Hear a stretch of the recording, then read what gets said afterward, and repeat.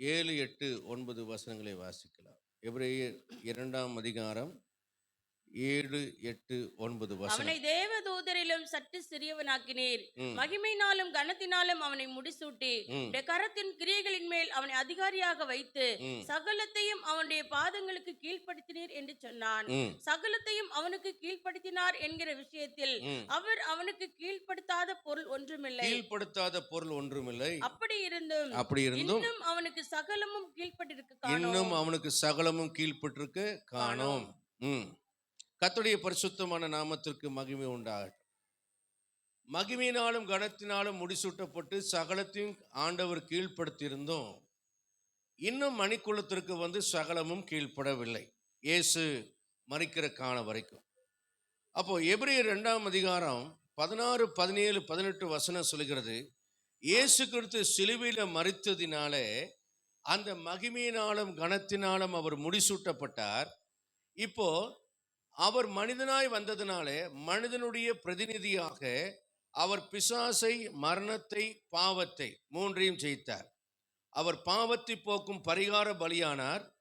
தம்முடைய மரணத்தினாலே மரணத்துக்கு அதிகாரியை ஆண்டவர் கொன்றார் என்றால் அவனுடைய அதிகாரத்தை பிடித்து கொண்டார். அடுத்ததாக பாவத்துக்கு பரிகாரம் அல்ல, மரணத்திலிருந்து நமக்கு விடுதலை கொடுத்து நித்திய ஜீவனை தருகிறவராக மாறினார். கர்த்தருடைய நாமத்துக்கு மகிமை உண்டாகட்டும். அப்போ ஒரு காரியத்தை நம்ம கவனிக்க வேண்டும்.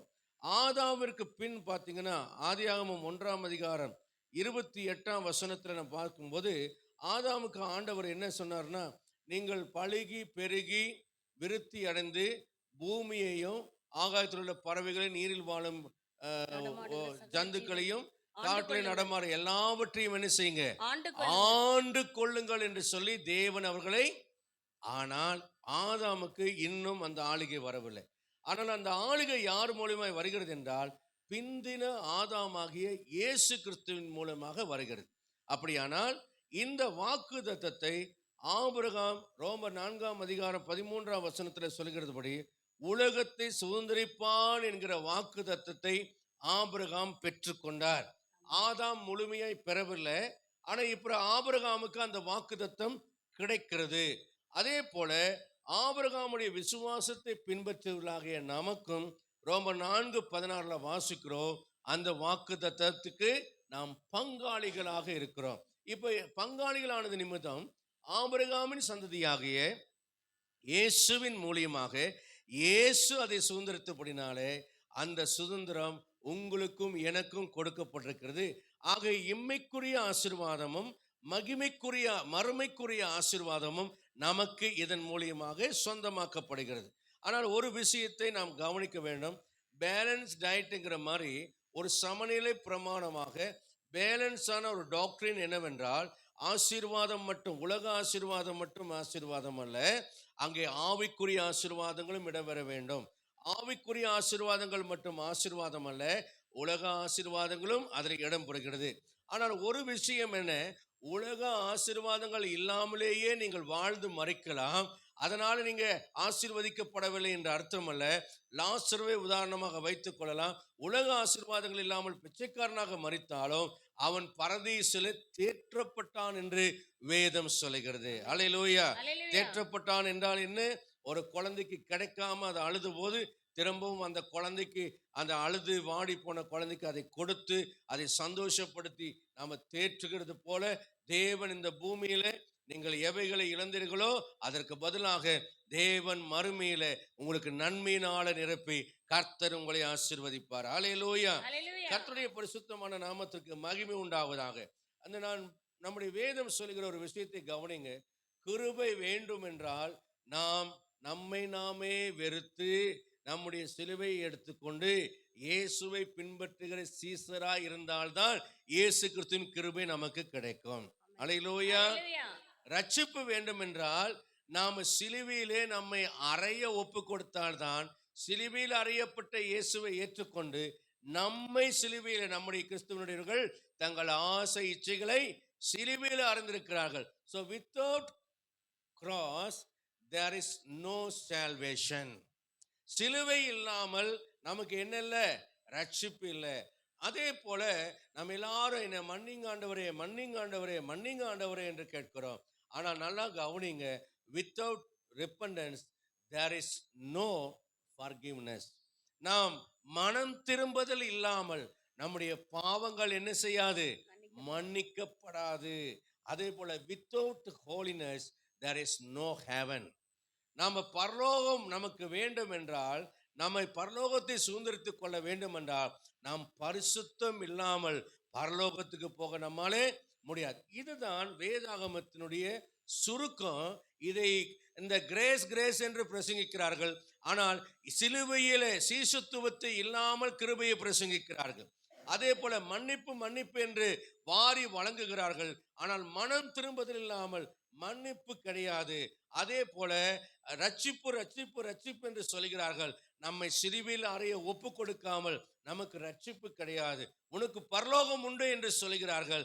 ஆனால் நாம் பரிசுத்தம் இல்லாமல் நாம் பரலோகம் செல்ல முடியாது என்பதுதான் வேதாகமம் நமக்கு கொடுக்கிற சத்தியமா இருக்கிறது என்பதை நாம் மறந்து கொள்ளக்கூடாது. அல்லேலூயா. என்னைக்கும் அடிமனதில் பார்த்தீங்கன்னா உங்களுக்கு நல்லா பகுத்து சரியாய் சத்தியத்தை உங்களுக்கு சொல்லிக் கொடுக்கிறேன். எது சத்தியம் என்று கரெக்டா சொல்லிக் கொடுக்கிறேன். அதை நல்லா நீங்க பிடிச்சுக்கணும். இன்றைக்கு கர்த்தருடைய ஆசீர்வாதத்தை நாம் பார்க்கலாம். கர்த்தருடைய நாமத்துக்கு மகிமை உண்டாகட்டும். எபிரேயர் 11ஆம் அதிகாரம் 8, 9, 13 வசனங்களுக்கு நேராக நாம படிப்போம். விசுவாசத்தினாலே ஆபிரகாம் தான் சுதந்திரமாக பெறப்போகிற இடத்திற்கு போகும்படி அழைக்கப்பட்ட போது கீழ்ப்படிந்து தான் போகும் இடம் இன்னதென்று அறியாமல் புறப்பட்டு போனான். விசுவாசத்தினாலே அவன் வாக்குத்தத்தம் பண்ணப்பட்ட தேசத்திலே பரதேசியை போல சஞ்சரித்து அந்த வாக்குத்தத்தத்திற்கு உடன் சுதந்திரராகி ஈசாக்கோடும் யாக்கோபோடும் அவன் குடியிருந்தான். நல்லா கவனிங்க, நம்முடைய முற்பிதாக்களுக்கு இந்த உலகத்தை தரேன்னு ஆண்டவர் வாக்குத்தத்தம் பண்ணினார். ஆனால் எபிரேய நிருபத்தில் என்ன சொல்கிறது என்றால், இவங்க வாக்குத்தத்தத்தை பெற்றுக்கொண்டாலும் இவங்க இந்த உலகத்தை என்ன செய்யலையா, சுதந்திரித்துக் கொள்ளலைன்னா பெற்றுக்கொள்ளாம அல்லது அனுபவிக்காம. என்னங்க, ஆபிரகாமுக்கு வீடு கட்டுறதுக்கு காசு இல்லையா? வெள்ளியும் பொண்ணும் முடிய சீமானா இருந்தா ரெபேக்காளுக்கு அவ்வளோ கிஃப்ட் கொடுத்து அனுப்பினான். அப்ப ரெபேக்காவுக்கு கொடுத்த கிஃப்ட்னாலே ஒரு 4-5 மாடி கண்ணு செஞ்சிருக்கலாம், கட்டடத்தை கட்டியிருக்கலாம். ஆனா ஏன் கூடாரத்துல வாழ்ந்தான்? ஏன் அந்நியனும் பரதேசியும் என்று அறிக்கையிட்டான்? இப்போ முதல் காரியம், அந்நியரும் பரதேசியும் என்று அறிக்கையிட்டான், கூடாரத்துல தான் இருந்தான், வீடு கட்டல. ரெண்டாவது நீங்க பாத்தீங்கன்னா 14ஆம் வசனத்துல நம்ம பார்க்கும்போது 14வது வசனம், இப்படி அறிக்கை இடுகிறவர்கள் சுய தேசத்தை நாடி ஏன் அந்நியரும் பரதேசி என்று அறிக்கையிட்டான்? ஏலப்பா நான் பரதேசிப்பா, கொஞ்ச காலம் இருப்பேன் அப்புறம் இருக்க மாட்டேன்ப்பா அப்படின்னு ஏன் சொன்னார்னா, அப்படி அறிக்கையிடுறவர்கள் இந்த உலகம் என்னுடைய தேசம் அல்ல, நான் என் சுய தேசத்தை நாடி போறேன். எதையா சுய தேசம் அப்படின்னா 15ஆம் வசனம் சொல்கிறது, விட்டு வந்த தேசத்தை அல்ல, அதிலும் மேன்மையான விட்டு வந்த தேசத்தை நினைத்தால் திரும்பி போவதற்கு சமயம் கிடைத்திருக்குமே. 16ஆம் வசனம் சொல்கிறது, அதை அல்ல. அதுதான் இங்க முக்கியம். அப்ப உலக பிரகாரமான ஒரு மெட்டீரியல் பிளெஸிங்ஸ் ஆண்டவருக்கு நமக்கு வாக்குத்தத்தம் பண்ணியிருந்தாலும், இந்த பரிசுத்தவான்களை பார்க்கிறோம். ஆண்டவர் கொடுக்கிறேன்னு சொன்ன வீட்டு மேலேயோ, ஆண்டவன் கொடுக்கிறேன்னு சொன்ன ஆடு மாடு மேலேயோ, ஆண்டவன் கொடுக்கிறேன்னு சொன்ன நிலத்தின் மேலேயோ, ஆண்டவன் கொடுக்கிறேன்னு சொன்ன இந்த ஐஸ்வர்யம் வெள்ளி பொன்னின் மேலேயோ இவனுடைய கவனம் போகாம அதை அல்ல. என்னங்க, இங்கதான் நம்ம பரிசுத்தவான்களா இல்லை நம்ம உலகத்தாரான்னு தெரியும். நம்ம பரலோகவாசியா நம்ம பூலோகவாசியான்னு தெரியும். எல்லாமே கொடுத்தார். ஆபிரகாமுடைய ஆசீர்வாதத்தை பூமி தாங்க முடியாதனால லோத்து பிரிந்து போக வேண்டிய நிலை வந்தது. ஈசாக்கினுடைய ஆசீர்வாதம் 100 மடங்கா வளர்ந்ததுனால அபிமெலேக்கு அவனுடைய கூட்டத்தாரெல்லாம் பெலிஸ்தரெல்லாம் பொறாமை கொண்டு அவனை துரத்தி விட்டாங்க, கிணத்தை தூர்த்து போட்டாங்கன்னு பார்க்கிறோம். யாக்கோபுடைய பரிவாரம் 2 பங்கா இருந்தது. அண்ணனுக்கு ஒரு பங்கு கொடுக்கிற அளவுக்கு 2 பரிவாரம்னா 2 பொண்டாட்டின்னு அர்த்தம் இல்லை. 2 பரிவாரம்னா அவனுடைய சொத்து 2 பங்கா பிரிச்சு ஒரு பங்க அண்ணனுக்கும் ஒரு பங்க தனக்குன்னு வச்சான். அண்ணனுடைய பங்கை ஏமாத்தி வாங்குறவனுக்கு இப்ப அண்ணனுக்கே பங்கு கொடுக்கிற அளவுக்கு ஆண்டவர் ஆசீர்வதிச்சார். அதனால என்னைக்கும் சொத்தை ஆட்டையை போடணும், உலக பிரகாரமான வார்த்தையை சொல்றேன், ஆட்டையை போடணும்னு சொல்லுவாங்க இல்லையா? உலக பிரகாரமா ஏமாத்தி அந்த சொத்து வாங்கணும் இந்த சொத்து வாங்கணும்னு ஆசைப்படாத. நீங்க மரிக்கும் போது ஒண்ணும் கொண்டு போறதில்ல. யாக்கோப வெறும் கோலும் கையுமாய் போனவனை எந்த அண்ணனை ஏமாத்தினோ அந்த அண்ணனுக்கு ஒரு பங்கை கொடுக்கிற அளவுக்கு ஆண்டவர் யாக்கோப 2 பரிவாரங்களுக்கு அதிபதியாய் மாற்றி ஆசீர்வதித்தார். ஆனால் இவர்கள் என்ன சொல்கிறார்கள்? இந்த 2 பரிவாரம் உள்ள யாக்கோபாகட்டும், 100 மடங்கு விளைந்த ஈசாக்காகட்டும், அல்லது நிலம் தாங்கக்கூடாத வெள்ளியும் பொண்ணுமுடைய சீமானா இருந்த ஆபிரகாம் ஆகட்டும், இவர்கள் யாரும் இதை ஐஸ்வர்யம் என்று சொல்லவில்லை. இதை யாரும் இவர்கள் தேவனுடைய ஆசீர்வாதம் என்று சொல்லவில்லை. இதை யாருமே அவங்க இது என்னுடையது, நான் காலகாலமா இருக்கணும்னு வீடு, ஆஸ்தி, கோபுரம், தோட்டம், துறவுன்னு அவங்க எதையும் தங்களுடைய அடையாளமாக வைக்கவில்லை. மாறாக கூடாரத்தில் குடியிருந்து அந்நீரம் பரதேசிகளும் என்று சொன்னார்கள். ஏனென்றால் அவர்கள் என்ன செய்தார்களாம்? அதையல்ல, ஆதிலும் மேன்மையான பரம தேசத்தையே விரும்பினார்கள். ஆகையால் தேவன் அவருடைய தேவன் என்னப்பட வெட்கப்படுகிறது இல்லை. அவர்களுக்கு ஒரு நகரத்தை ஆயத்தம் பண்ணினாரே. ஆமென். இப்ப எனக்கு 56 வயசு. ஒருவேளை எனக்கு 76 வயசு ஐயா மாதிரி வச்சிருந்தாருன்னா இன்னொரு 20 வருஷம் கதையை போல கலந்து போயிடும். ஒரு பேர குழந்தைகளெல்லாம் பார்த்து அவங்க காலேஜ் படிக்கும்போது காலேஜ் செகண்ட் இயர் படிக்கிற காலத்துக்குள்ளே போய் சேர்ந்துருப்பேன்னு நினைக்கிறேன். இல்லை அவங்க +1 +2 முடிக்கிறதுக்குள்ளே போய் சேர்ந்துருப்பேன். இதுதான் நம்முடைய வாழ்க்கையினுடைய முடிவு. ஆனால் எல்லாத்தையும் விட்டு நிர்வாணியாக வந்தால் நிர்வாணியை போன சொல்கிறோம், ஜெபிக்கிறோம். ஆனால் இறுதியம் ஐயோ தங்கம் 1.5 லட்சம் ரூபாய்க்கு ஏறி போச்சு, ஐயோ அப்படியே இருக்கிற பீராவிலேருந்து தங்கத்தையெல்லாம் எடுத்து பார்த்துட்டு 30 பவுன் இருக்கு. 30 பவுனுக்கு 1 கிராம் தங்கம் இந்த ரேட்டு, 30 பவுனு அப்போ எவ்வளோ ஆச்சு? ஐயோ 45 லட்சம் ரூபா. நீ மறிக்கும் போது கொண்டு போக போறிய? பொண்ணை பார்த்து தங்கத்தை பார்த்து சந்தோஷப்படுறியே, நீ மறிக்கும் போது கொண்டு போக போறியா? ஆண்டவர் சொல்றார், மதிகேடனே, இன்றைக்கு ராத்திரி உன் ஆத்துமா எடுத்துக்கொள்ளப்பட்டால் நீ சேகரித்தவைகள் யாருடையதாகும்? கணக்கு போட்டு பார்த்து எவ்வளோ பேங்க்ல அந்த சேவிங்ஸ் இருக்கு. மாசம் 5000 ரூபாய் சேர்த்துனா எத்தனை ரூபாய், 10,000 ரூபாய் சேர்த்துனா எத்தனை ரூபாய், 10 லட்சம் சேர்த்துனா எத்தனை ரூபாய், 10 வருஷத்துல எத்தனை ரூபாய், நீ எத்தனை வருஷம் வாழ போறனே உனக்கு தெரியாது. ஆண்டவர் சொல்றார், இன்ன பட்டணத்துக்கு போய் இன்னைக்கு வியாபாரம் செய்வான், நாளைக்கு இதை செய்யலாம் என்று சொல்கிறவர்களே. யாக்கோபு நிறுவக்காரன் சொல்கிறான், நாளை நடப்பது உனக்கு தெரியாது. ஆகவே கர்த்தருக்கு சித்தமானால் ஜீவனோடு இருந்தால் இதையெல்லாம் செய்யலாம் என்று சொல்லலாமே. நகை இல்லாதவங்களாம் நீங்க நினைச்சுங்க, நீங்க எல்லாம் நகை இல்லைன்னு வருத்தப்படாதீங்க. ஏன்னா நம்ம நகை போட்டுட்டு போனாதான் பரலோகத்துல இடம் கொடுப்பேன்னு ஆண்டவர் சொல்ல. நகை போட்டவங்களுக்கு முன் வரிசையில் இடம், நகை போடாதவங்களாம் பின்னால போங்கன்னு ஆண்டவர் சொல்ல போறதில்ல. நாம் எல்லாரும் ஆண்டவரை போல இருக்க போகிறோம். அல்லேலூயா. இந்த பெந்தகோஸ்தே பிரசங்கம் தான் மேக்சிமம் இந்த காலத்துல யாருக்கும் பிடிக்காது. இன்னைக்கு கலப்பட பிரசங்கியார் வந்து விட்டார்கள்.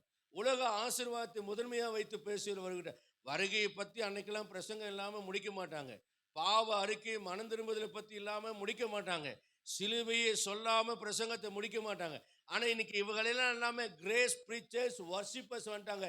கையை தூக்குவோம், காலை ஆட்டுவோம், இப்படி ஒரு டான்ஸ் போடுவோம், அப்படி ஒரு டான்ஸ் போடுவோம்னு கூத்தாடிகள் இன்னைக்கு மேடையில் உட்கார்ந்து கூத்தாடுறதுனால தான் இன்னைக்கு சபைகளை சத்தியம் இல்லை, வரைக்கு ஜனங்கள் ஆயத்தப்படல. உன்னை செடக்ஷன்ல மயக்கத்துல வைத்தே பிசாசு உன்னை நரகத்தை கொண்டு போயிடுவா. அதுக்காக இங்க நிக்கிறவன் பிசாசின் ஏஜென்டா இருப்பான். என்னைக்குமே நீங்க ஒரு விஷயத்தை கவனிக்கணும். உங்களுக்கு முன்னால் நின்று பேசுறவனுடைய வாழ்க்கையை பத்தி தெரிஞ்சிருக்கணும். 1. 2வது, உங்களுக்கு முன்னால நின்று பேசுறனுடைய வார்த்தையை பத்தியும் தெரிஞ்சிருக்கணும்.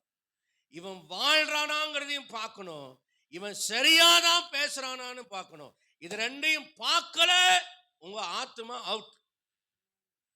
நான் அடிக்கடி சொல்லுவேன், ஒரு கத்திரிக்காயை பார்த்து எடுக்கிறதுக்கு சுத்தி பார்த்து சொத்தையா இருக்கான்னு பார்த்து எடுக்கிறோமே, ஒரு வெண்டைக்காய் பார்த்து தலைய உடைச்சு பார்த்து முத்துச்சான்னு பார்த்து எடுக்கிறோமே, ஒரு கோசையோ ஒரு இதையோ பார்த்து பழசா புதுசான்னு பார்த்து எடுக்கிறோமே, ஒரு ஆப்பிள் பழத்தை பார்த்து அழுகிருக்கா இல்லையான்னு பார்த்து எடுக்கிறோமே, உன் ஆத்மாவை ஒப்பு கொடுக்கிற சபையும் உன் ஆத்மாவுக்காக பிரசங்கம் பண்ற ஊழியரையும் நீ அறிந்திருக்க வேண்டாமா தேவ பிள்ளையே? வரவன் போறவன் பிரசங்கத்தையெல்லாம் கேட்டு, யூடியூப் பிரசங்கத்தையெல்லாம் கேட்டு உன் வாழ்க்கையை வீணெடுத்துறாத. வேதம் சொல்லுகிறபடி தான் பிரசங்கிக்கிறானா? வேதாகமத்தின் அடிப்படை சத்தியத்தை பேசுகிறானா? வேதாகமத்தில் உள்ள உபதேசத்தை பேசுகிறானா? நீதியை குறித்து பேசுகிறானா? நியாய தீர்ப்பை குறித்து பேசுகிறானா? பாவத்தை குறித்து கண்டித்து உணர்த்துகிறானா? இந்த சபை தான் எனக்கு தேவை. அங்கே மனம் திரும்புதலை குறித்து சொல்லப்பட வேண்டும். அங்கே மன்னிப்பை பற்றி அல்ல, மனம் திரும்புதலை பற்றி சொல்லப்பட வேண்டும். ஏனென்றால் மனம் திரும்புதல் இல்லாமல் மன்னிப்பு இல்லை. அங்கே ரட்சிப்பை பற்றி சொல்லக்கூடாது. அங்கே சிலுவை இல்லாமல் ரட்சிப்பு இல்லை. இயேசு இல்லாத ஆராதனை இருக்கிறதப்பா. இயேசுவேன்னு சொல்லாம ஆராதனை இருக்கிறது. அப்படி சிலுவையை பற்றி பேசாமல், சிலுவையை குறித்து உயர்த்தாமல் தன்னைத்தானே மகிமைப்படுத்துகிற ஆராதனை இருக்கிறது. ஆனால் அன்புக்குரியவர்களே, சபையில பின்னால பெரிய பேனர் போட்டதுனாலயோ, சபை ஏசியாக்குறதுனாலயோ, அல்லது யூடியூப்ல போட்டு காதல் இப்படி போட்டு இன்னைக்கெல்லாம் ஸ்டைலா பின்னால போட்டு ஒயரெல்லாம் போட்டுட்டு எந்திர மனிதன் மாதிரி இன்னைக்கு ஸ்டைலா பிரசங்கம் பண்றதுனாலாம் நீங்க யாரும் மயங்கிறாதீங்க.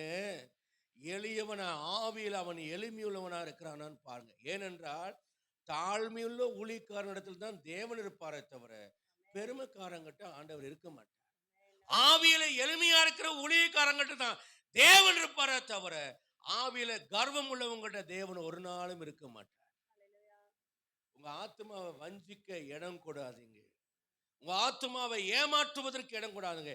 இவர்கள் ஆன்மீகம் பரதேசியம் என்று சொல்லி அவர்கள் வாழ்ந்தார்கள். காரணம், தேவன் உண்டாக்கின கட்டி, தேவன் தாமே கட்டி உண்டாக்கின அஸ்திபாரங்கள் உள்ள நகரத்திற்கு அவர்கள் காத்திருந்தார்கள். அவர்கள் உயிர்த்தெழுதலை குறித்து விசுவாச எபிரேயர் 11:18 வாசிக்கும் போது, ஆபிரகாம் ஈசாக்கை பலி செலுத்தினார். நான் நினைச்சேன் அவன் செத்து போனா அப்பவே உயிரோடு எழுப்பி அவனை கொடுப்பார் என்பதற்காக அவன் பலி செலுத்தினான் என்று நான் நினைத்தேன். அப்படியும் ஒரு கருத்து இருக்கலாம். ஆனால் என்னுடைய ஆவியிலே பரிசுத்தாவின் உணர்த்தின ஒரு காரியம் என்னவென்றால், அது வரைக்கும் செத்தவன் உயிரோடு எழுந்தது ஆபிரகாமுக்கு முன்னாடியும் இல்லை, ஆபிரகாமும் பின்னாலும் இல்லை. ஒரே ஒரு சம்பவம் என்னன்னா, அயர்ந்த நித்திரை, ஆதாம் செத்து போனவனை போல ஆதாம ஒரு இந்த துணை நூல்கள், யூதனுடைய துணை நூல்கள் சொல்கிறது, ஆதாமுடைய விழா எலும்பு எடுக்கல, ஆதாம ரெண்டாவே தலையிலிருந்து கால் வரைக்கும் ரெண்டா பிரிச்சு ஒரு பகுதியே ஆதாம உருவாக்கினார். ஆகவேதான் அவனுக்கு அவ்வளவு நித்திரை தேவைப்பட்டது என்று சொல்கிறார்கள்.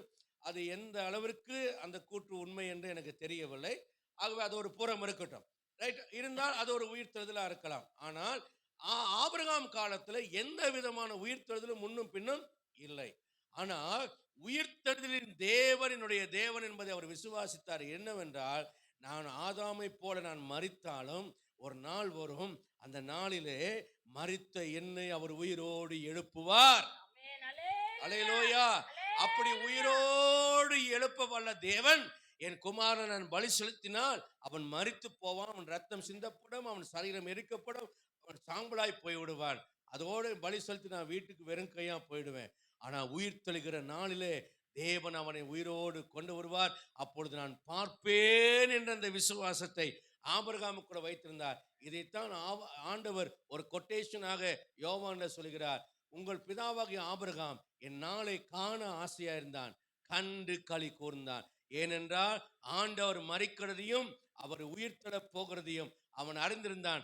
ஆகவே லாசருவை உயிர்த்தெழ வைத்த போது அந்த உயிர்த்தெழுதலை ஆபிரகாம் கண்டிருக்கிறார். அடுத்ததாக பார்க்கிறோம், அங்கே ஒரு சிறு பெண்ணை உயிர்த்தெழ வைத்த போது அதை ஆபிரகாம் கண்டிருக்கிறார். ஒரு வாலிபன் உயிர்த்தெழ போது ஆபிரகாம் அதை கண்டிருக்கிறார். ஆகவே ஆண்டவர் சொல்கிறார், அவன் கண்டு களி கூர்ந்தான்.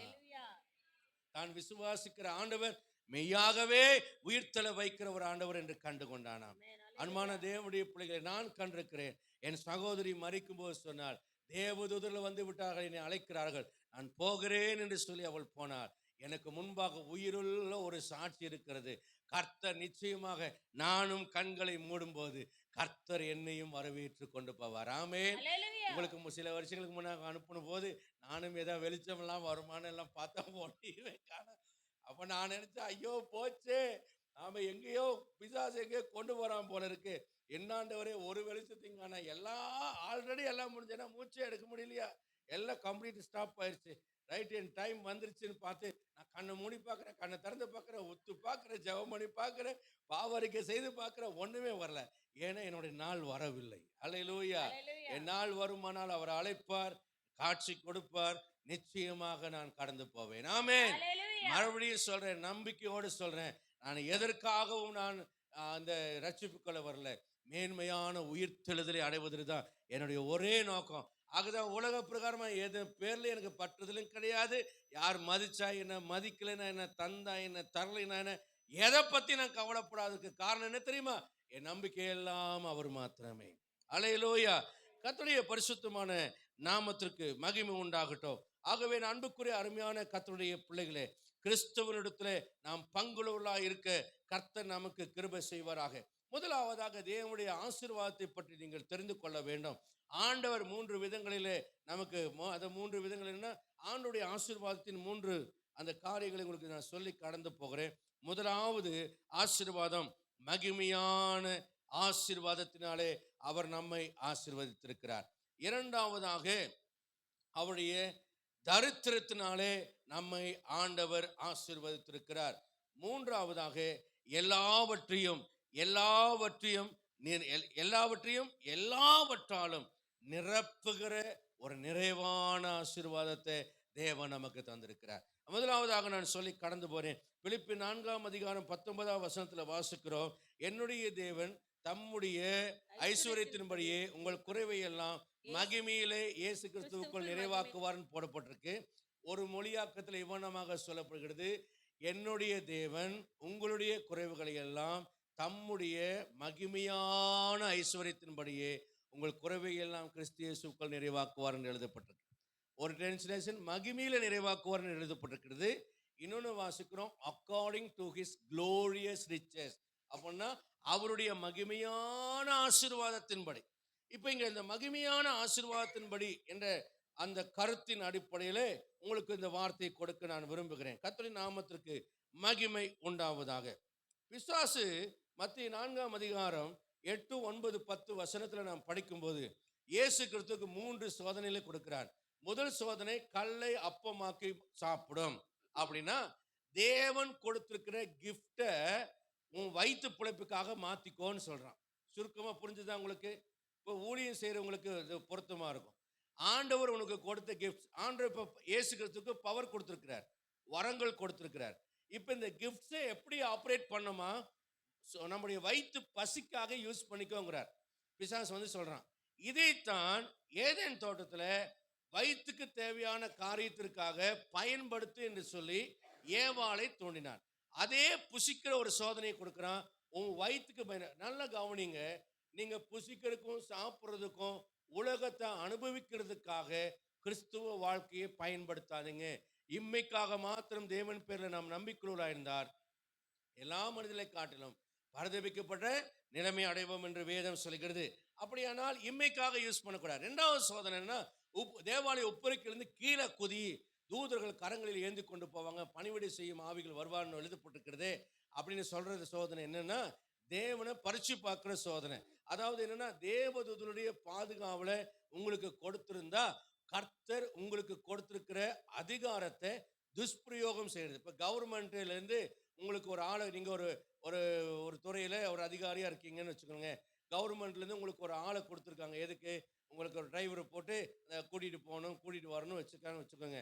அந்த டிரைவரை கூப்பிட்டு பெயிண்ட் அடிக்க சொல்றது, அந்த டிரைவரை எடுக்க கூப்பிட்டு வீடு கூட்ட சொல்றது, அந்த டிரைவரை துணி துவைக்க சொல்றது, இந்த மாதிரி வேலையெல்லாம் செய்ய சொல்லி சொன்னா அது அதிகார துஷ்பிரயோகம். இது என்ன, தனக்கு அத்தாரிட்டி கொடுத்தவங்களை நம்ம மீறக்கூடிய செயல். அப்போ என் மனம் போனபடியெல்லாம் நான் செய்வேன், வாழுவேன். ஆனா நீ என்ன செய்யணும்? என்ன காப்பாற்றணும். கடவுள்கிட்ட சொல்றது என்னன்னா, நான் எப்படி வேணா வாழ்வேன், ஜாலியா இருப்பேன், ஜாலியா போவேன். இப்ப 180 கிலோமீட்டர் வேகத்தில் நான் வண்டி ஓட்டுவேன். ஆனா தலையில் இருக்கிற மயிரெல்லாம் என்னப்பட்டிருக்கிறது, ஒன்றும் விழுவதில்லைன்னு சொன்னாங்க. ஒரு எலும்பும் விழுகாது, எல்லா எலும்பும் நொறுங்கி போயிடும். காப்பாற்றவே மாட்டார் ஆண்டவர். இப்ப நம்ம ஆள் என்ன சொல்றோம்? வாக்குத்தத்தம் கொடுத்திருக்கிறாரு, வாக்கு பண்ணினவர் மாறிடார், வாக்குத்தத்தம் நிறைவேற்றுவார் அப்படின்னு 180 கிலோமீட்டர் வேகத்தில் பைக் ஓட்டுனா வாக்கு பண்ணினவர் மாறிடார், இடுப்பெலும்பை முறித்திடுவார் அப்படின்னு தான் நடக்கும். அதனால ஒரு பிரயோஜனம் நடக்காது. செகண்ட் சோதனை. மூணாவது பார்த்தீங்கன்னா, மகிமையெல்லாம் காமிக்கிறான். இப்போ மனசுக்குரிய பெருமைக்குரிய காரியங்களை கொடுக்குறான். இப்போ பெருமையை கொடுத்து சொல்றான், பணிஞ்சிட்டா போதும், சிம்பிளா. யாருக்கு தெரிய போகுது? யாருமே சுத்தி முத்தியும் பாரு, டபக்குன்னு ஒரு குனிஞ்சிட்டு எந்திரிச்சிரு, வேலை முடிஞ்சிச்சு. அத்தனை உலகத்தின் ஐஸ்வர்யமும் உன் கையில. எத்தனை பேர் காம்ப்ரமைஸ், வேலைக்கு கூப்பிடும்போது பெண்கள் தான் அதிகமாக நீங்கள் பாதிக்கப்படும். வேலை செய்கிற இடத்துல அந்த முதலாளி அப்படியே கையை உரசுவான் தெரியாமல், அப்புறம் சாரி சொல்லுவான், பரவாயில்ல சார் தெரியாமல் பட்டுச்சுன்னு நீங்கள் சொல்வீங்க. அப்புறம் அடுத்த நாள் வருவான், அப்படியே கொஞ்சம் கையை விரல் பட்டு எடுத்தது விட்டுட்டு அப்படி கொஞ்சம் மணிக்கட்டு பக்கம் கையை பிடிப்பான். என்ன கை இப்படி இருக்கு அப்படின்னு சொல்லிட்டு, தப்பாக எடுத்துட்டீங்களா அப்படின்னு. இல்லை சார் ஒன்றும் பிரச்சனை இல்லை சார், ஏன்னா இப்போ வேலை போயிடுச்சுன்னா என்ன பண்ண, நீங்கள் என்ன செய்வீங்க, சரி நம்ம தப்பு எடுத்துக்கூட அப்பா மாதிரி அப்படின்னு நினச்சி நீங்கள் என்ன செய்வீங்க, விட்டுருவீங்க. மூணாவது 2 நாள் 3 நாள் கழிச்சு என்ன பண்ணுவான், என்னம்மா தலையெல்லாம் கலந்துருக்குன்னு தலையை தடவுவான். 4வது நாள் தோளில் கை போடுவான். நீங்கள் ஸ்டெப்பாக விட்டு கொடுக்க அப்ஜெக்ஷன் பண்ணாமல் இருக்க அவன் முன்னேறி கொண்டே வருவான். ஒரு காலத்தில் உங்களுக்கு முத்தம் கொடுப்பான். அதுக்கப்புறம் உங்களை எல்லா காரியத்துக்கும் யூஸ் பண்ண பயன்படுத்துவான். டச் பண்ணும் போதே தீய தொட்ட மாதிரி கையை எடுத்துட்டு சே அப்படின்னு சொன்னீங்கன்னா அவன் உங்கள் பக்கம் வரமாட்டான். அவன் நல்லவனாக இருந்தால் அவன் ஒழுங்காக இருந்து இருப்பான். அவன் கெட்டவனாக இருந்தால் அடுத்த நாள்லேருந்து உங்களை திட்ட ஆரம்பிப்பான். அவன் திட்ட ஆரம்பித்தோடனே ரிசைன் லெட்டர் எழுதி கொடுத்துட்டு வெளியே வந்துடுங்க. ஏன்னா சம்பளம் பாதியாக போடுவான், இல்லைன்னா சம்பளமே தரமாட்டான், இல்லைன்னா உங்களை குறை சொல்லுவான். உங்கள் மனசை எந்த அளவுக்கு செதறடிக்கணுமோ, எந்த அளவுக்கு மட்டம் தட்டணுமோ தட்டுவான். சில நேரங்களில் நம்ம தனியாக கதவை சாத்திட்டு பேசலான்னு சொல்லுவான். என்றைக்கும் பைத்தியக்கார பொம்பளைகளாக நீங்கள் என்ன பண்ணிடக்கூடாது.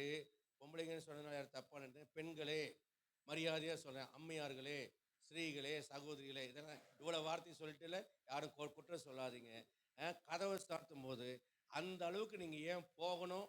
ஆரம்பத்திலேயே விசுவாசுக்கு என்ன செய்யுங்க, இயேசு என்ன செய்தார், நம்முடைய ஆண்டவர் நமக்கு கற்றுக் கொடுத்துக்கிறார்.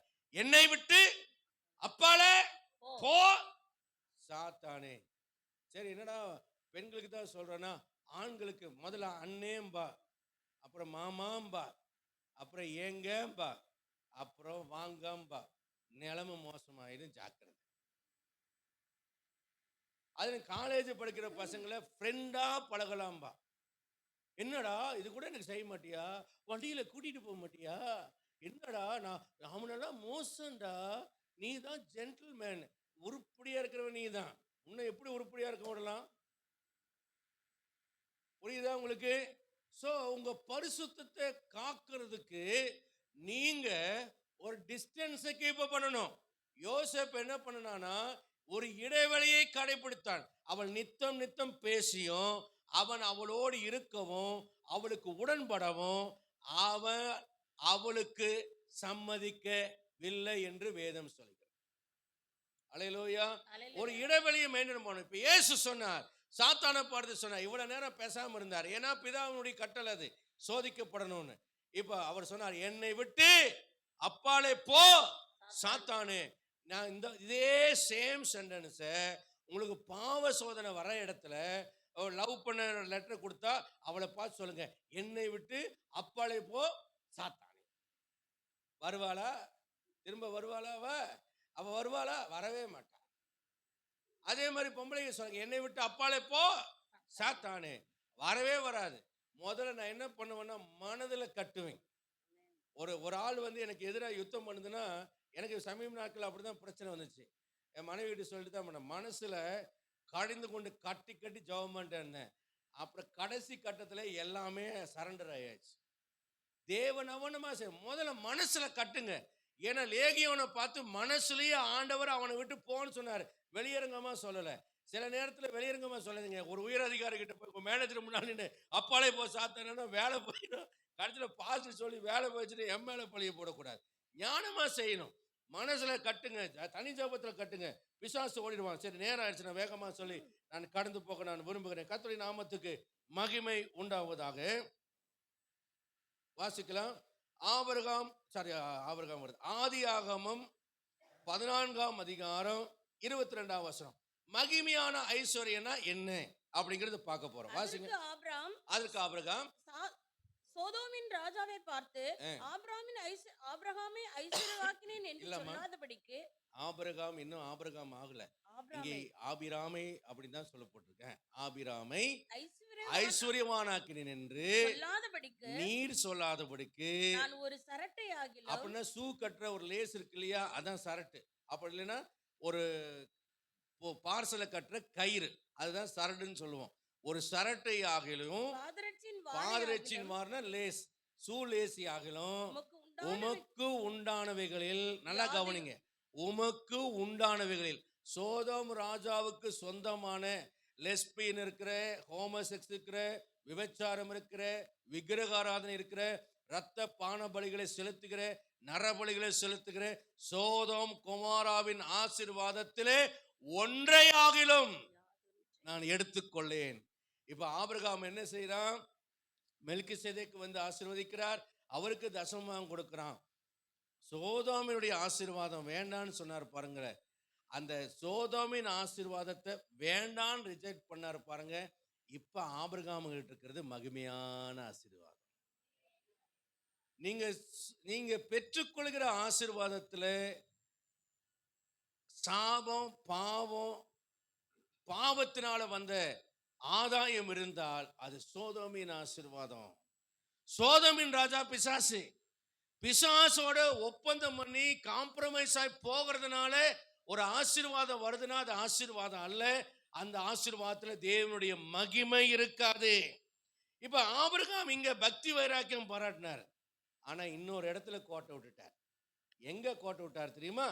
ஆதியாகமம் 16ஆம் அதிகாரம் 11-12 வசனத்துல படிங்க. பின்னும் கர்த்தருடைய தூதனானவர் அவளை நோக்கி, இல்லம்மா, ஆதியாகமம் 12ஆம் அதிகாரம், நான் மாத்தி சொல்லிட்டேன், 12ஆம் அதிகாரம் 13, 14, 15, 16 வசனம். ஆகையால் உன் நிமித்தம் எனக்கு நன்மை உண்டாயிருக்கும்படி. சரி, நான் சுருக்கமா சொல்லிட்டுமா, டைம் ஆகுறதுனால.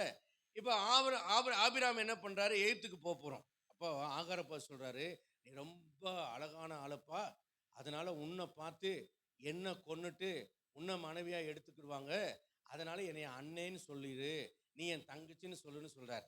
அதே மாதிரி அந்த எகிப்து தேசத்துக்கு போனோன்னே பார்வோனுடைய மக்கள் எல்லாம், பிரதானிகள் எல்லாம் சாராளுடைய அழகை பார்வோனுக்கு முன்னால புகழ்ந்து சொன்னோன்னு உடனே பார்வோன் கூப்பிட்டு விசாரிக்கிறான். சகோதரின்னு தெரிஞ்சோடனே அவளை வீட்டுக்கு சேர்த்துக்கிறான். அதுக்கு பதிலாக ஆபிராமுக்கு நிறைய ஆசீர்வாதங்களை கொடுக்கிறான். என்ன, எத்தனை ஆசீர்வாதம்? நிறைய ஆசீர்வாதம்.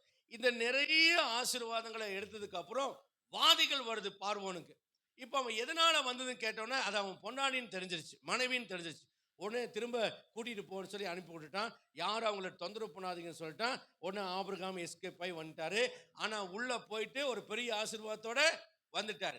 இப்ப ஆபிரகாம் என்ன சொல்லியிருப்பாரு? ஏம்மா, நானாவது கஷ்டப்பட்டு சம்பாதிச்சேன், நீ கஷ்டம் இல்லாம வீட்டுக்கு விருந்துக்கு போயிட்டு விருந்து சாப்பிட்டு போட்டு நீ வந்து இவ்வளோ ஐஸ்வர்யத்தை தள்ளிட்டு வந்துட்டியே அப்படின்னு சொல்ற. இப்போ சாராளுக்கு ஒரு ரைட்ஸ் கிடைக்குது, நீ மட்டும் பணக்காரனால நானும் ஒரு பணக்காரி தான். இப்போ இந்த ஆசீர்வாதம் தான் ஆபிரகாமுக்கு ஒரு கண்ணியா மாறுது. ஏனென்றால் எகிப்திலிருந்து வந்த அந்த ஆசீர்வாதத்துல ஒன்றுதான் ஆகார் என்கிற அடிமை பெண். இந்த ஆகார் என்ற அடிமை பெண் எப்படிப்பட்ட வருமானத்துல அவ கிடைச்சா அப்படின்னா, பொய் சொன்னதுனால கிடைத்த ஆசீர்வாதத்தினுடைய பலன்தான் இந்த ஆகார். புரியுதுங்களா உங்களுக்கு? அன்பானவர்களே, பொய் சொல்லுகிறவர்களே நன்றாய் கவனிங்கள். பரிசுத்த பொய் சொல்லுகிற விசுவாசிகளே, வெள்ளை ட்ரெஸ் போட்டு வெள்ளை பொய் சொல்லுகிற விசுவாசிகளே நன்றாய் கவனிங்கள். உங்கள் வியாபாரத்திலே, உங்கள் தொழில்களிலே, உங்கள் வேலைகளிலே அண்ட புழுகு ஆகாச புழுகு பரிசுத்த புழுகை புழுகி அதிலே தசமபாகம் தருகிறவர்களே நன்றாக கவனியுங்கள். உங்களுடைய தசமபாகம் தராவிட்டாலும் பரவாயில்ல, போய் நாவினால் சம்பாதிக்கிற தசமபாகத்தை கொண்டு வராதிருங்கள், அது எனக்கும் சாபமாய் போயிடும். அது தெரிஞ்சு வாங்கினா சாபம் போயிடும், தெரியாம வாங்கினா என்னமோ எனக்கு தெரியாது. ஆனா நீங்க பொய் சொல்லி சம்பாதிச்சுட்டு வரதுல தயவு செய்து கரம் கூப்பி கேட்கிறேன், அதுல சாபம் இருக்கும். ஆபிரகாம் பொய் சொன்னார். என்ன பொய் சொன்னார்? இவன் எனக்கு பொண்டாட்டி இல்லை, இவங்க தங்கச்சி. புழுகுனதுனால வந்த ஆசீர்வாதம் ஆகார கூட்டிட்டு வந்துச்சா? என்னைக்கும் சாத்தான் பொய் சொல்லி சம்பாதிக்கிற ஆசீர்வாதத்துல ஒரு கண்ணியை உங்களுக்கு வைத்து வைப்பான். சில கேன்சர் பேஷண்ட் காணிக்க கொடுப்பாங்க, நான் வாங்க மாட்டேன். ஏன்னா அவன் என்ன பண்ணுனாலும் அவனுக்கு கேன்சர் வந்தது நமக்கு தெரியாது. ஒரு அம்மா கவர்மெண்ட் எம்ப்ளாய்க்கு ஜவ் பண்ண சொன்னாங்க, போன நானும் என் மனைவியும், அது ஜவ் பண்ணி முடிச்சோன்னே காணிக்க தரங்குது. அது காணிக்க தரும்னு எனக்கு தெரியும், அதனால தான் நான் என்ன பண்ணிட்டேன், வாங்கவே மாட்டேன்ட்டேன். ஏன்னா கவர்மெண்ட் எம்ப்ளாயி இருந்து நீ எத்தனை பேர்த்துக்கிட்ட லஞ்சம் வாங்கணும் எனக்கு தெரியாது. நீ லஞ்சம் வாங்கின காசை காணிக்கையா கொடுத்து அதனால அந்த லஞ்சம் வாங்கினால நீ கேன்சர் சம்பாரிச்சிருக்க. நீ கேன்சரை வாங்கினதுனால அந்த காசை நான் வாங்கினா எனக்கும் என் சந்ததிக்கும் கேன்சர் வரும். சாபம் இருக்கிறது. பொய் நாவினால பொருளை சம்பாதிக்கிறதுல ஒரு சாபம். இப்ப பாருங்க, எலிசாவினுடைய வேலைக்காரர் குஷ்டரோகியா இருந்த நாகமான் வந்தான். எலிசா என்ன பண்ணார்? உன் காசு பணம் எல்லாம் ஒண்ணு வேண்டாம், போடா, யோர்தானை 7 தடவை முங்கி இருந்துச்சு, உன் குஷ்டரோகம் சரியா போகணும்னு சொன்னார். அவன் முங்கினா சுகமாயிருச்சு. இந்த கேயாசி பார்த்தான், எப்பா என் ஆண்டவனுக்கு பழைக்க தெரியாத ஆளுகிட்ட வந்து நான் குப்பை கொட்ட வேண்டியதா இருக்கு, இந்த லூஸ் ஆளுகிட்ட இருந்து நான் எத்தனை நாள் இருக்கிறது அப்படின்னு பின்னாலியா போய் இப்போதான் வாலிபர்கள் வந்தாங்க, காசு பணம் வேணும் எனக்கு கொடுங்கன்னு சொல்லி கேட்டோன்னு அவன் மாற்று வஸ்திரம், துணி, வெள்ளி எல்லாத்தையும் கொடுத்து ஒரு கழுதி மேலே வச்சு 2 பேரை வச்சு அனுப்புறான். கொஞ்சம் தூரம் வறுக்கும் போதே ஆட்களை அனுப்பிட்டு இவன் தூக்கிட்டு உள்ள வந்து ஒழிச்சு வச்சுட்டு அப்படியே எஜமானுக்கு முன்னாலே எலிசாக்கு முன்னாலே ஒன்றும் தெரியாத மாதிரி நிற்கிறான். உடனே எலிசா கேட்கிறார், எப்பா கேயாசி எங்கே இருந்து வருகிறாய்ப்பா? நான் எங்கேயும் போகவில்லை, இங்கே தான் இருந்தேன். ஆதாம் கிட்ட இப்படிதான் ஆண்டவர் கேட்டார், நீ எங்கே இருக்கிறாய்? இவனை கேட்ட, எங்கப்பா போயிட்டு வந்த? எங்கேயும் போல, இங்கே தான் இருக்கிற. நீ ஏன் என்கிட்ட போய் சொல்ற? நீ போய் அந்த மனுஷங்கிட்ட கேட்டு வாங்கிட்டு திரும்பி வரும்போதும் என் ஆத்மா உன்னோடு கூட வரவில்லையா? அவ ஆவியிலேயே எலிசாவும் ஆவியிலேயே போயிருக்கிறார் கூட, என்னெல்லாம் பண்றான்னு பார்த்துட்டு வந்து இங்க பேசாம படுத்துக்கிட்டார். இவர் கேட்கிறாரு, நீ வந்து ஒளிவு தோப்புகளையும் திராட்சை தோட்டங்களையும் வாங்குறதுக்கான காரணம் இதுவா? ஆகவே நாகமானை பிடித்த குஷ்ட தோஷம் உன்னையும் பிடிக்குது. ஏன்டா நாகமானுக்கு குஷ்ட தோஷம் வந்துச்சு? உன்னை ஆசீர்வதிக்கப்பட்டவன், உன்னை சபிக்கிறவன். இஸ்ரவேல் ஜனங்களை தேவன் ஆசீர்வதிச்சிருக்கும் போது இஸ்ரவேல் தேசத்தின் மேலே படையெடுத்து இஸ்ரவேல் தேசத்தினுடைய பிள்ளைகளை சிறைப்படுத்தி அவ பிள்ளை அந்த வீட்டில் போய் வேலை செய்ய வைக்கிறாங்களே, எத்தனை இஸ்ரவேலுடைய ரத்தத்தை நீ சிந்திருப்பாய், எத்தனை தேவ பிள்ளைகளுடைய ஐயோங்கிற கூக்குரலை நீ கேட்டிருப்பாய். உனக்கு சாபம். அந்த சாபத்தினால உனக்கு குஷ்டதோஷம். இப்ப போய் அந்த சாபத்தினால அந்த இஸ்ரவேல் மக்கள் எடுத்து மற்ற மக்கள் இருந்து கொள்ளையெடுத்த பணத்தை நீ இச்சித்து வாங்கினால எலிசாவின் வேலைக்காரனா கேயாசியே, உனக்கும் அந்த சாபம். அவன் அப்பவே குஷ்டரோகம் பிடித்தவனா அவன் சமூகத்தை விட்டு போனான். வேதம் சொல்லுகிறது, ஆதியாகமம் 16ஆம் அதிகாரம் 1, 2, 3 வசனத்துல சாராளுக்குள்ள ஒரு நினைவு வந்துச்சு. இப்ப சாராளுடைய சொத்து இருக்கிறது அல்லவா, எகிப்திலிருந்து கொண்டு வந்த சொத்து. இவன் சொல்றா, ஆண்டவர் என் கர்ப்பத்தை அடைத்திருக்கிறார். சாராள் வரலைன்னா இன்னைக்கு இந்த பிரச்சனையே வந்திருக்கார். இவன் சொல்றா, தேவன் எனக்கு, ஆண்டவரை குறை சொல்றா பாருங்க, தேவன் என் கர்ப்பத்தை அடைத்திருக்கிறார், ஆனா நான் ஒரு மாற்று வழி செய்கிறேன். சர்ப்பம் ஏவாளுக்கு சொன்னது போல இப்ப சாராள் அவளுக்குள்ளே சர்ப்பத்தின் ஆவை புகுந்து கொண்டு தெரிந்து கொள்ளப்பட்ட தேவ மனிதனாகிய ஆதாமுக்கு ஒரு ஆலோசனை சொல்கிறது. வேண்டாம் என்று விளக்கின கனியை புசிக்கும்படி அவளை தள்ளினது போல எகிப்து வேண்டாம் என்று சொல்லுகிற ஆண்டவருடைய பாலிசிக்கு விரோதமா இந்த ஆகார்கிட்ட சேர்ந்து ஒரு பிள்ளை பெற. ஏனென்றால் ஆகார் யாரு? நான் சம்பாரிச்ச சொத்து. ஒரு சாபமான சொத்தை பொண்டாட்டி சம்பாரிச்சிருந்து வச்சிருக்கிறா. புருஷன் அந்த சொத்தை யூஸ் பண்ணுன்னு சொல்றா. அவ பேச்சை கேட்டு அவங்க ஒரு குழந்தையை உண்டாக்கி பெற்றுக்கொண்டான். நடந்த சம்பவம் என்று அங்க பார்க்கிறோம். 16ஆம் அதிகாரம் 11, 12 வசனம் சொல்லுகிறது. ஆதியாகமம் 16ஆம் அதிகாரம் 11ஆம் வசனம் 12ஆம் வசனம். அவர் சொல்றாரு, இன்னும் ஒரு பிள்ளை பொறுவே இஸ்மவேல்னு வரும். ஆனா 2வது அந்த இஸ்மவேல் யாரா? அவர் சொல்றாரு, அந்த இஸ்மவேல் துஷ்ட மனுஷனா இருப்பான். அவன் கை எல்லாருக்கும் விரோதமா இருக்கும், எல்லாருடைய கையும். ஆமா, ஆகாரு பெற்றதுக்கு ஆசீர்வாதம் என்ன? சாராளே, நீ என்ன ஒரு ஐடியா போட்ட? நீ சம்பாரிச்ச சொத்து ஆகாரு போய் ஆபிரகாமை பார்த்து சொல்ற, நீ சம்பாரிச்ச சொத்து பொய் சொல்லி சம்பாரிச்ச சொத்து ஆகாரு. இப்ப இந்த ஆகாரனால வந்த ஆசீர்வாதம் உனக்கு என்ன? துஷ்டன். ஆண்டவர் என்ன டிஎன்ஏ உருவாக்க விரும்பினார்? என்ன மரபணுவை உருவாக்க விரும்பினார்? தேவ பக்தியுள்ள சந்ததி. அவர் ஒருவனை படைத்தார், ஆவி பரிபூர்ணமாக பின்னி ஒருவனை படைத்தார். தேவ பக்தியுள்ள சந்ததியை பெரும்படித்தானே. இப்ப இங்க என்ன நடக்கிறது?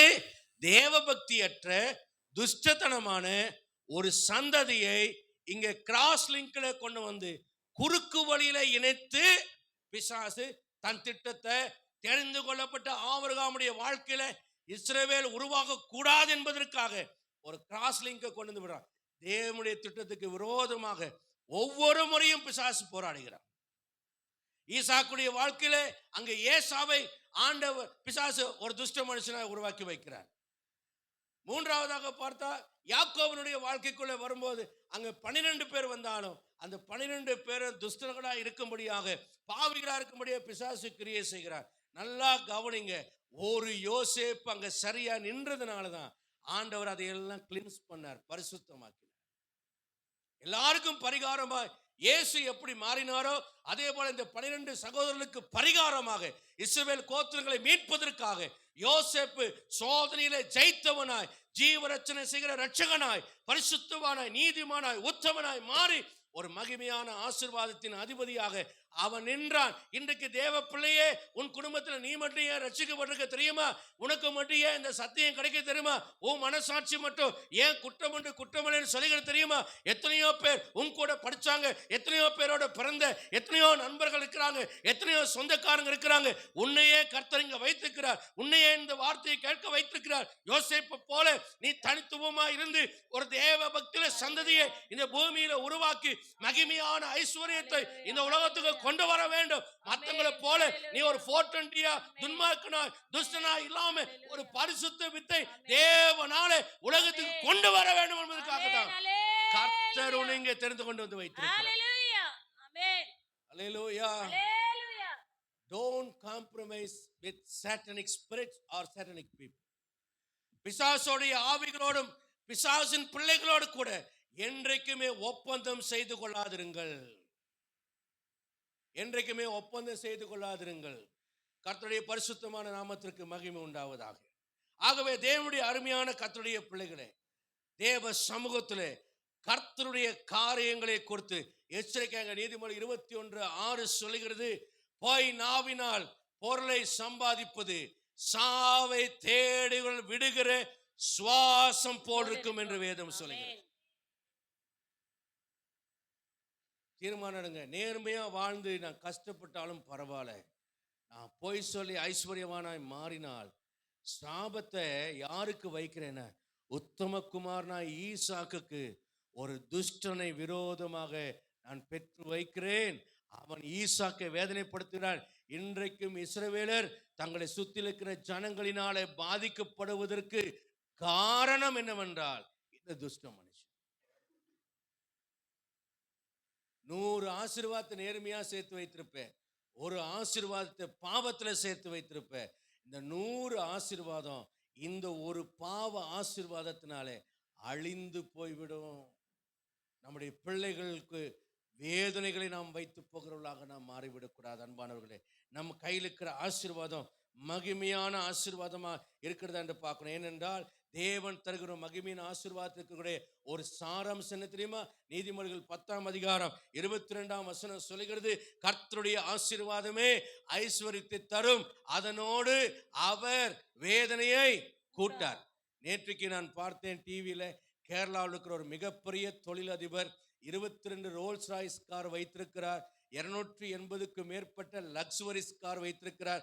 என்னென்னமோ கார் என் பிள்ளை சொல்லுவான், அந்த மாதிரி காரெல்லாம் லம்பர்கினி என்னமோ கினியெல்லாம் சொல்லுவான். அந்த மாதிரி கார்களையெல்லாம் 280 கார்களை வைத்திருக்கிறார். துபாயில் ஒரு ஷோரூமையே வைத்திருக்கிறார். அடுக்குமாடி குடியிருப்புகளை கட்டி விற்பனை செய்கிறார். ரியல் எஸ்டேட் தொழிலதிபராக இருக்கிறார். வருமான வரி சோதனையினால 3 நாள் நடந்தனால டொமினோ தாமஸ் அப்படியே தன்னுடைய தலையில துப்பாக்கியை வைத்து அவர் சுட்டு கொண்டு மறித்து விட்டார். பல கோடிகளுக்கு அதிபதி. எந்த ஆசீர்வாதத்துல சாபம் இருக்குமானால் அந்த ஆசீர்வாதமே அவருடைய உயிரை எடுத்துவிடும். 30 வெள்ளிக்காசுக்கு யூதாஸ் ஆசைப்பட்டான். அவன் விற்றது இயேசுவை அல்ல, அவன் விற்றது தன்னுடைய உயிரை விற்றான். உயிரை விற்று போட்டான், ஆகவே உயிரை விட்டான். பத்சேபாளை அபகரித்தது என்பது, தாவீது பத்சேபாளை பெற்றுக் கொள்ளவில்லை, தன் குடும்பத்தை அழிக்கக்கூடிய ஒரு ஆட்டோபாமை தன் குடும்பத்துக்குள்ளே கொண்டு வந்தார். உரியாவை க்ளோஸ் பண்ணிட்டா இது என்ன, அவன் பொண்டாட்டி என் பொண்டாட்டி ஆயிடுவான் நினைச்சாரு. பாவத்தினால் உண்டான DNA ஓட இருக்கக்கூடிய அந்த குழந்தையை கர்த்தர் கொண்டுட்டார், அழிச்சிட்டார். வேணாம், தாவீதின் சந்ததியில இந்த குழந்தை பிறந்தா பத்சேபாளுடைய பிள்ளை தான் ராஜாவா மாறும், தாவீது அதை தான் செய்வான். ஆகவே இந்த DNA இருக்கக்கூடாது, கொன்றுட்டார் ஆண்டவர். அந்த குழந்தை வியாதிப்பட்டு கேவலம் அந்த DNA அழிச்சிட்டார். பாவத்தில் உண்டான குழந்தை வேணான்னு அழிச்சிட்டார். நடந்தது என்ன? இவன் குடும்பத்தை அழிக்கத்தக்கதான ஒரு சாபத்தை அவர் இச்சித்து பெற்றுக் கொண்டார். அப்போஸ்தலர் 7:39 நம்ம பார்க்கிறோம். அவர்கள் இருதயத்திலே எகிப்துக்கு திரும்பினார்கள் என்று வேதம் சொல்கிறது. பார்வோனையும் அவன் தேசத்தையும் அவங்க இதயத்தில் விரும்பினார்களாம். சங்கீதம் 81:11 சொல்கிறது, ஆண்டவர் சொல்கிறார், அவர்கள் என்னை விரும்பவில்லை என்று கர்த்தர் சொல்கிறார். யாரு? எகிப்திலிருந்து வந்த இஸ்ரவேலர் என்னை விரும்பவில்லை, மாறாக யாரை விரும்பினார்கள்? பார்வோனையும் அவன் தேசத்தை விரும்பினார்கள். எந்த அடிமைத்தனத்தை நான் விடுவித்தேனோ, எந்த பாவியா இருக்கக்கூடிய அந்த மனிதனிடத்தில் நான் விடுவித்தேனோ, ஆனால் இவர்கள் தங்கள் இருதயத்திலே எகிப்துக்கு திரும்பி அதை விரும்பினார்கள். இந்த 2 வசனத்தை நோட் பண்ணுங்க. அப்போஸ்தலர் 7:39 இருதயத்திலே எகிப்து திரும்பினார்கள் என்ன அர்த்தம்? பார்வோனையும் அவன் தேசத்தை விரும்பினார்கள். சங்கீதம் 81:11 சொல்கிறது, அவர்கள் என்னை விரும்பவில்லை. அந்த வசனம் வாசிங்க. சங்கீதம் 81:11 என் ஜனமோ என் சத்தத்துக்கு செவி கொடுக்கவில்லை, இஸ்ரவேல் என்னை விரும்பவில்லை. இன்னைக்கு தேவ சமூகத்தில் பண்ற பிரசங்கம் வெறுப்பா இருக்கா? நான் பண்ற பிரசங்கம் உங்களுக்கு பிடிக்கலையா? இந்த சத்தியம் உங்களுக்கு பிடிக்கலையா? நல்லா கவனிங்க. ஜீவ தண்ணீர் ஒரு ஊற்றாகிய அந்த ஊற்றை விட்டு வெடிப்புள்ள தண்ணீர் நிற்காத தொட்டியை உங்களுக்காக வெட்டி கொண்டால் உங்களுக்கு ஐயோ என்று வேதம் சொல்கிறது. கடிந்து கொள்வதற்கு செவியை சாயுங்கள். உங்களை மனம் திரும்புகளுக்கு அரைக்கிற சத்தத்தை கேளுங்கள். உங்கள் பாவங்களிலிருந்து திரும்புவதற்கான வழியை சொல்கிற வார்த்தைகளை கேளுங்கள். இதுதான் உங்களை ரட்சிக்கும். என்னாகும் 11:18 சொல்கிறது, இவங்க எப்படி எகிப்தை விரும்பினார்களாம்? நாங்கள் எகிப்திலே சவுக்கியமா இருந்தோம். உண்மையா சவுக்கியமா இருந்த? பேசுறதுக்கு கூட உனக்கு டைம் இல்லை, பெருமூச்சு விட்டுட்டு இருந்த. உன் பெருமூச்சை கர்த்தர் கேட்டார். அல்லேலூயா. ஆனா இப்போ உன்னை விடுவிச்சோன்னே நீ பெருமை பேசுற. ஏன்னாகும் 14ஆம் அதிகாரம் 2ஆம் வசனத்துல சொல்கிறது, அவங்க சொல்றாங்க, நாங்கள் எகிப்திலே செத்து போனால் நலமா இருக்கும். அடேங்கப்பா, எகிப்திலே செத்து போனால் நலமா இருக்கும். எகிப்திலே செத்தால் தேவலைன்னு பின்னால சொல்லுவாங்க. தேவலையும் பரவாயில்லையும், நாங்க ரட்சிக்கப்படாம செத்துருந்தா கூட பரவாயில்ல. பிள்ளைகளுக்கு சிலர் தான், ஏய் நரகம் போயிடணும், நரகம் போனா பரவாயில்லங்கிற. பஸ் வரும், ஒரே அடி அடிக்கும், தலை நசுங்கி மனம் திரும்ப கூட வாய்ப்பிடாம செத்து போயிடு. சொல்லாத, துணிகரமா சொல்லாத. ஆண்டவர் அப்படி செய்யல. நீ பிசாசுக்கு உன் ஆத்மா மேல அதிகாரம் கொடுக்குற. நான் நரகம் போனா பரவாயில்ல நீ சொல்ற இல்ல, இவன் பிசாசுக்கு என்ன செய்யல? பிசாசே, இந்தா என் ஆத்மா உனக்கு தர, நீ தான் சொந்தக்காரன்னு பிசாசை நீ அழைக்கிறாய். ஆயிரம் அறிக்கை கவனம். ஜீவன மரணம் நாவின் அதிகாரத்தில் இருக்கிறது. கவனமா பேசு. மனைவி கிட்ட சண்டை போடும்போது, புருஷன் கிட்ட சண்டை போடும்போது, வீட்டுல சண்டை போடும்போது உன் இஷ்டத்துக்கு பேசாத. சாத்தான் உன் வார்த்தைகளை கேட்ச் பண்ணி கொண்டு உரிமை கொண்டாட வந்து விடுவான். கவனம், ஜாக்கிரதை. 14ஆம் அதிகாரம் 3ஆம் வசனம் என்னாகும் சொல்லுகிறது, நாங்கள் எகிப்துக்கு திரும்பி போவதே உத்தமம். அதனால ஆண்டவர் என்ன பண்ணாரு? அப்படியா, சங்கீதம் 106க்கு வாப்பான்னு சொல்லி 14-15 வசனத்தை சொல்றார். கேட்டதை கொடுத்தார், ஆத்துமாவுல இழப்பை அனுப்பினார். தேவனுடைய ஆசீர்வாதம் வேதனையற்றது. ஆனா இவங்க பிசாசினால நிறைந்து முறுமுறுத்து இச்சித்து கேட்கும் போது கொடுத்துருவாரு, அளவு பண்ணிடுவாரு. ஆனா அது ஆத்துமாவை வேதனைப்படுத்தும். இன்னைக்கு அன்பானவர்களே, நிறைய காரியங்கள் இருந்தாலும் நான் வேகமாக சொல்லி நான் முடிக்கிறேன். இந்த காரியத்தோடு முடிக்கிறேன். இன்னைக்கு உங்க ஆத்துமா கர்த்தரை விரும்புகிறதா? உங்க ஆசீர்வாதம் மகிமையான ஆசீர்வாதம் தானா? இந்த ஆகார கூட்டிட்டு வந்த மாதிரி, என்னங்க, ஆகார கூட்டிட்டு வந்த மாதிரி பொய் சொல்லி சோதம் ராஜா கிட்ட கெத்தா பேசிட்டாரு. ஆனா இங்க பாருங்க, மனைவினால வந்ததுனால இங்க அவர் மனைவியோட காம்ப்ரமைஸா போயிட்டார். உங்க வாழ்க்கை துணை கூட காம்ப்ரமைஸா போறதுக்காக சாபமான ஆசீர்வாதத்தை தேடாது. உங்க பிள்ளைகளோட காம்ப்ரமைஸா போறதுக்காக சாபமான ஆசீர்வாதத்தை தேடாது. மனைவி இல்லை, அதனால ஆதாம் வெளியில கெத்தா தேவ மனுஷனா, சோதாம் ராஜாவே, ஒரு கயிறும் வேண்டாம், சூ கட்டுற ஒரு வாரம் வேண்டாம், போடான்னு சொல்லிட்டு வந்துட்டான்.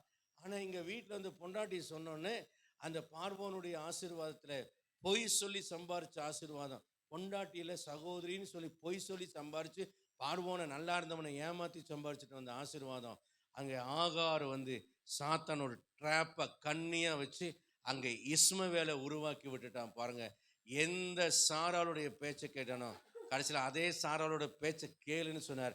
அப்படி டிஸ்போஸ் பண்றதுக்கு இந்த இஸ்மவேலை டிஸ்போஸ் பண்ண.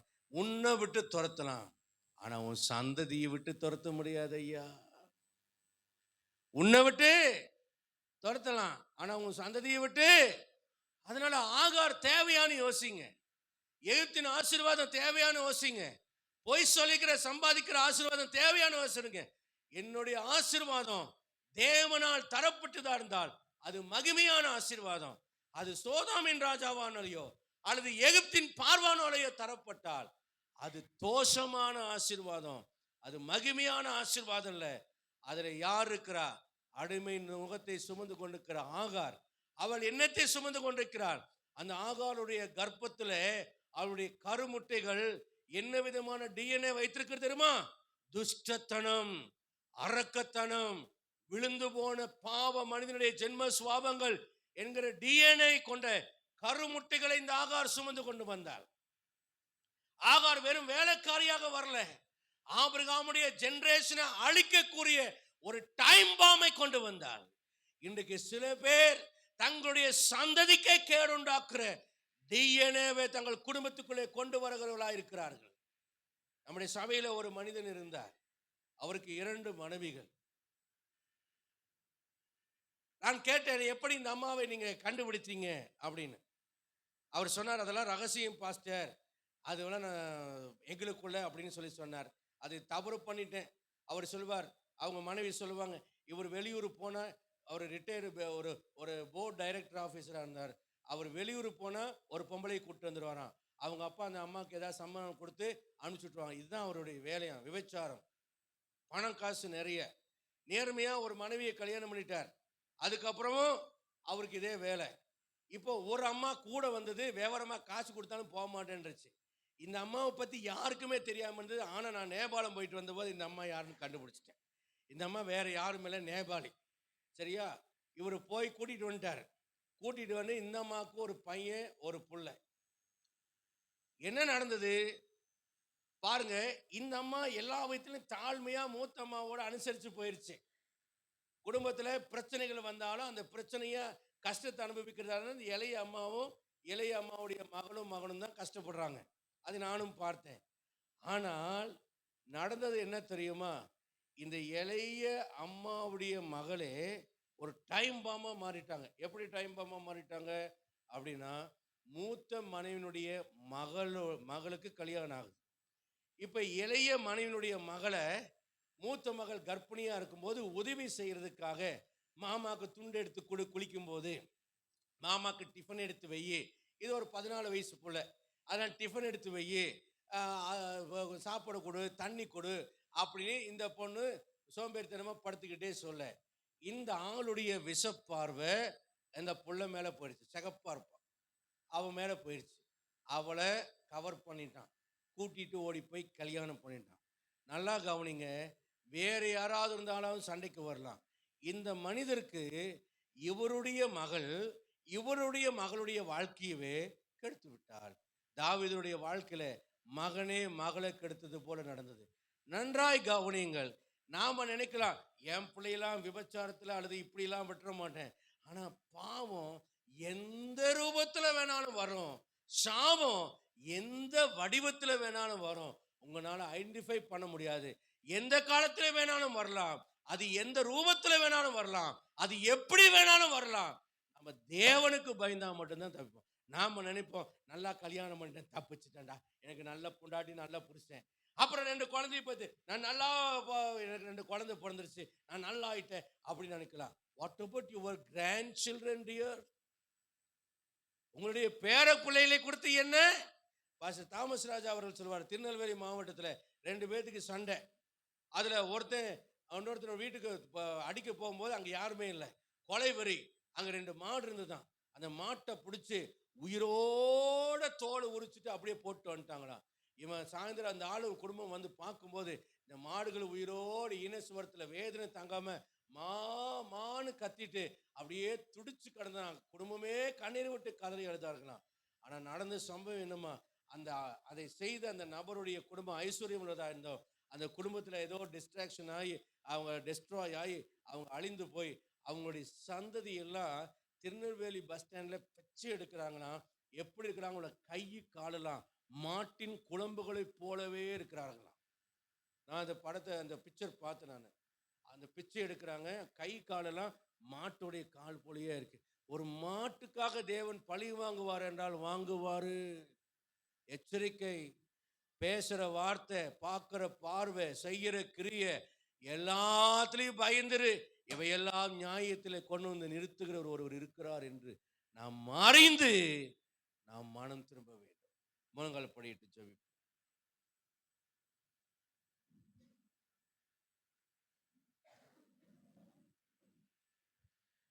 என் அன்புக்குரியவர்களை நம்மை ஒப்புக் கொடுப்போம். ஆண்டவரே, என்னை தாழ்த்துகிறேன்.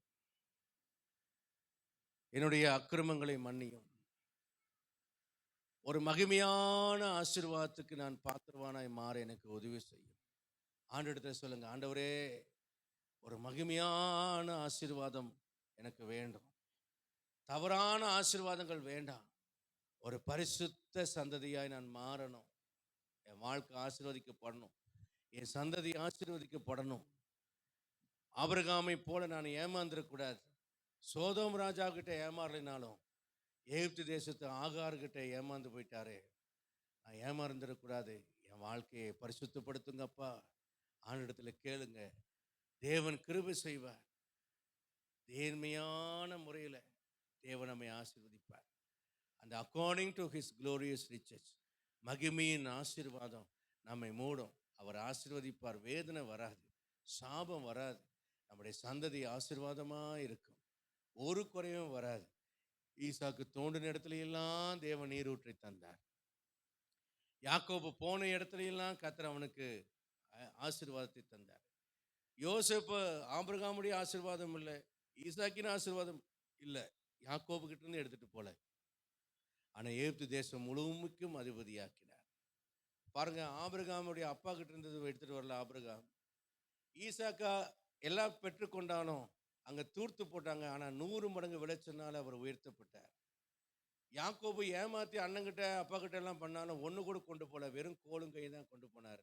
ஆனால் அண்ணனுக்கு கொடுக்குறபடி கர்த்தர் ஆசீர்வதிச்சார்.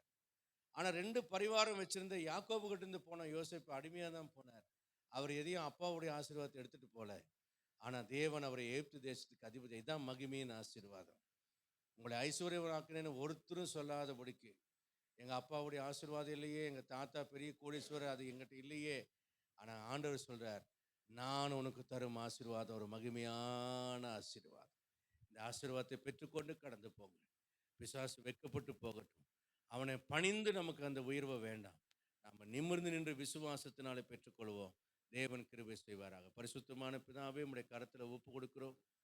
தெய்வ பயத்தோடு உம்மை பணிந்து அன்று தேவனுக்கு பயந்து வாழ்கிறதுனால உண்டாகும் நன்மைகளை பெற்றுக்கொண்டு நாங்கள் ஆபிரகாம், ஈசாக்கு, யாக்கோவை போல இந்த உலகத்தை அல்ல, இதிலும் மேன்மையான பரமதேசத்தை நாடி எங்களுடைய ஆத்துமாவை அதற்கென்று நாங்கள் ஆயத்தப்படுத்த எங்களுக்கு கிருபை கொடுங்க.